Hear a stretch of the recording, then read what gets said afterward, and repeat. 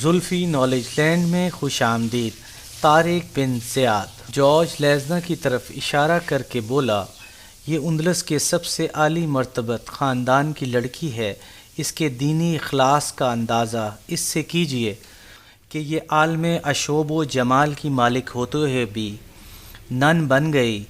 وہاں ہمارے اسقف اعظم نے اس کے ساتھ جو برتاؤ کیا، اس کا انجام یہ ہوا کہ آج یہ کلیسا کی اینٹ سے اینٹ بجانے پر تیار ہے۔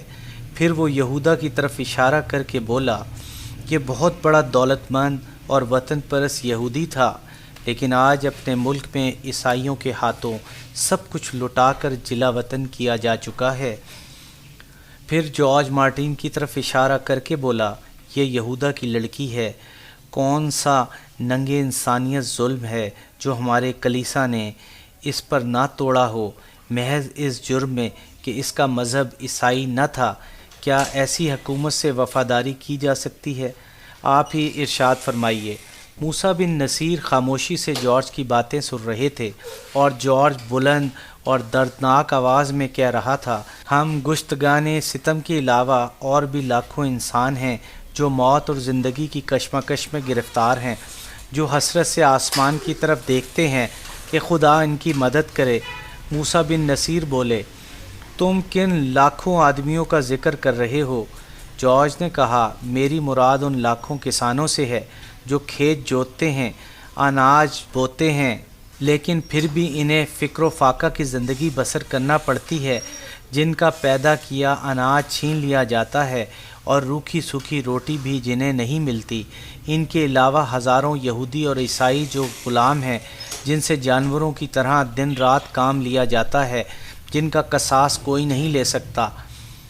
موسیٰ بن نصیر نے زور سے کہا، اس خدائے واحد قیوم کی قسم جس کے قبضہ قدرت میں میری جان ہے، میں ان ظالموں سے انتقام لوں گا اور ان مظلوموں کو پنجہ ستم سے چھڑاؤں گا۔ مجھے ہرگز اندازہ نہیں تھا کہ معاملات کی نزاکت یہاں تک پہنچ چکی ہے۔ جارج بولا، میرے قابل عزت سردار، میں آپ کو کیا بتاؤں وہاں کیا کیا ہوتا ہے؟ تو سنیے، شوہر اپنی بیوی کی لاج نہیں بچا سکتا، باپ اپنی بیٹی کی عصمت محفوظ نہیں رکھ سکتا، بھائی اپنی بہن کا ناموس چھینتے دیکھتا ہے اور کچھ نہیں کر سکتا۔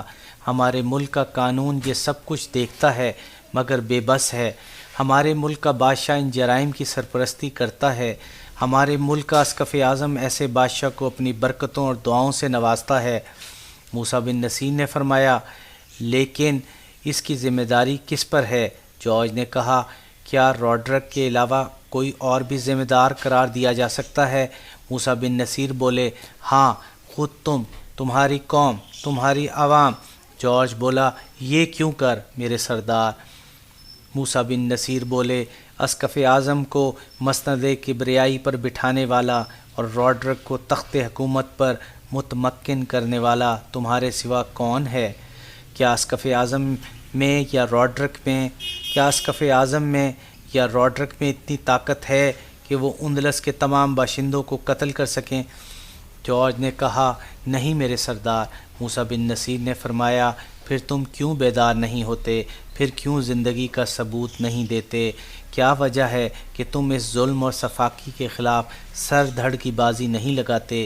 جارج نے کہا، اب ہم بیدار ہو چکے ہیں، اب زندگی کی حرارت ہمیں اندر پیدا ہو چکی ہے، اب زندگی کی حرارت ہمارے اندر پیدا ہو چکی ہے، اب سر دھڑ کی بازی لگانے کے لیے تیار ہیں۔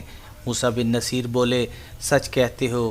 جارج نے کہا، بالکل سچ میرے آقا، یہ تو اتفاق ہے کہ سبتا کا بادشاہ کاؤنٹ جولین ہمارا ساتھ دینے پر اپنی مجبوریوں کے باعث آمادہ ہو گیا، ورنہ اگر وہ تیار نہ ہوتا تو بھی ہم آپ کے دروازے پر دستک دیتے اور انسانیت کے نام پر اپیل کرتے کہ ہماری فریاد سنیے، ہماری مدد کیجیے۔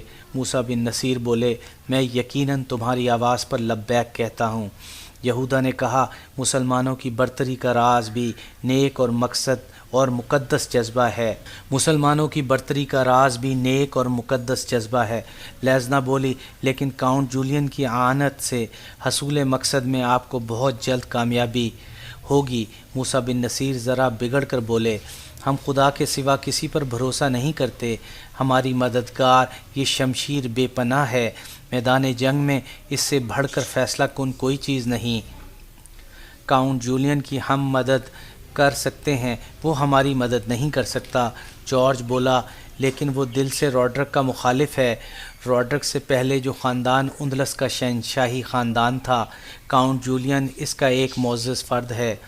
موسیٰ بن نصیر بولے، تم ٹھیک کہتے ہو، وہ اچھا آدمی ہوگا، اور اگر واقعی وہ اچھا آدمی ہے تو ہم بھی اس کے ساتھ اچھے دوست ثابت ہوں گے، لیکن جنگ کے میدان میں ہم کسی غیر کی مدد پر نہیں کودتے، ہم صرف اپنے خدائے واحد کی امداد و نصرت پر بھروسہ کرنے کے عادی ہیں۔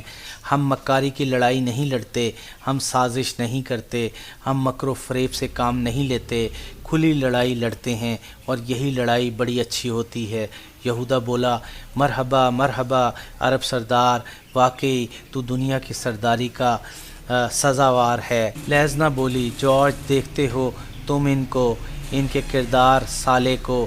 جارج بولا، بے شک۔ مارٹین بولی، اے عرب سردار، ایک آرزو میرے دل میں مچل رہی ہے، صرف تو ہی اس کی تکمیل کر سکتا ہے۔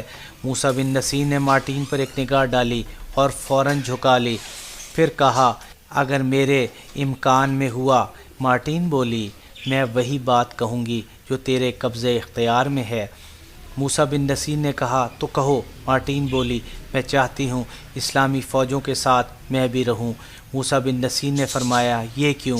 مارٹین بولی، میں ان غازیوں کی خدمت کرنا چاہتی ہوں جو حق کے راستے میں زخمی ہوں گے اور شہادت کے درجے پر فائز ہوں گے۔ موسیٰ بن نصیر نے کہا، جزاک اللہ بیٹی، تیری اس سعادت مندی سے خوشی ہوئی، لیکن میں تم کو اجازت نہیں دے سکتا۔ ہاں، اللہ تعالیٰ تجھے اس کا اجر ضرور دے گا۔ یہودا بولا، اے عرب سردار، اگرچہ میں بوڑھا اور ناتواں ہوں، میری زندگی کے دن تو ختم ہو چکے ہیں، موت روز بروز مجھ سے قریب ہوتی جا رہی ہے، مگر میں گھر کے بجائے میدان جنگ میں مرنا چاہتا ہوں۔ موسیٰ بن نصیر بولے، لیکن مجھے کچھ تامل ہے۔ یہودا بولا، میرے محسن، جیسے آپ کی منشا۔ جارج نے کہا، اے عرب سردار، میری رگوں میں تن و من خون دوڑ رہا ہے، میرے بارے میں آپ کا کیا فیصلہ ہے؟ موسیٰ بن نصیر بولے، میں تم دونوں کے اس جذبے کی قدر کرتا ہوں، لیکن میں آپ کو میدان جنگ میں مسلمانوں کی طرف سے لڑنے کی اجازت نہیں دے سکتا۔ جارج نے کہا، یہ آپ کا ذاتی معاملہ ہے، میں سبتا کے بادشاہ کاؤنٹ جولین کو یہ خوشخبری جا کر سناتا ہوں کہ سپہ سالار موسیٰ بن نصیر، ہم مظلوموں کی امداد و اعانت پر آمادہ ہیں۔ روڈرک اور اسقف اعظم کو سبق دینے کے لیے ان کی فوجیں تیار ہو رہی ہیں۔ موسیٰ بن نصیر نے ذرا ٹھہر کر کہا، ہاں تم کہہ سکتے ہو۔ پھر کچھ دیر بعد موسیٰ بن نصیر نے فرمایا، تم سب ستم زدہ ہو، تم فی الحال سبتا میں رہائش پذیر ہو اور کاؤنٹ جولین کو میری طرف روانہ کرو، میں پھر کوئی فیصلہ کروں گا۔ گفتگو کے بعد موسیٰ بن نصیر خیمے کے دروازے تک ان مہمانوں کو رخصت کرنے آئے، اور یہ لوگ شکر و سپاس کے الفاظ ادا کر کے رخصت ہو گئے۔ ان لوگوں کے جانے کے بعد موسیٰ بن نصیر اپنے خیمے میں واپس آئے، مفیس کو بلایا، وہ پیچھے ہی تو بیٹھا تھا، فوراً سامنے آ کر کھڑا ہو گیا۔ موسیٰ بن نصیر نے کہا، بیٹھتے کیوں نہیں، بیٹھو۔ وہ بیٹھ گیا۔ موسیٰ بن نصیر نے کہا، تم نے ان لوگوں کو دیکھا، ان کی باتیں سنی؟ مفیس نے جواب دیا، ایک ایک بات سن لی موسیٰ بن نصیر بولے، کیا خیال ہے؟ مفیس نے کہا، میں اسے تائید غیبی سمجھتا ہوں۔